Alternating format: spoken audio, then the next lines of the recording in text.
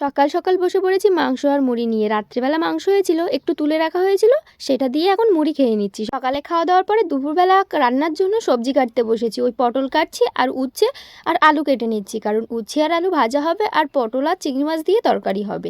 তারপরেই না আমি পুকুরে জল নিতে এসেছিলাম। আমাদের পুকুরের জল ব্যবহার করা হয়, কেননা বৃষ্টির জলে এখন রান্না হচ্ছে, আর এমনি ধোয়ার জন্য পুকুরের জল ব্যবহার করা হয়। তো সকালবেলায় না রান্না হয়েছিল উনানে, সেই উনানের ওপরে কাঠ ঘুঁটে দেওয়া ছিল, সেগুলোই আমি সরিয়ে পাখাটা জেলে এখন ভাতটা বসিয়ে দিলাম। ভাতটা ওদিকে হতে থাক আর আমি এদিকে এসেছি বাগানে কয়েকটা শশা তুলবো বলে। এই দেখো কত সুন্দর সুন্দর শশা হয়েছে, অনেক বড় হচ্ছে আর অনেকগুলোই শশা হয়েছে, কিন্তু আজকে এইগুলো বড় হয়েছে বলে ওইগুলোই তুলে নিলাম।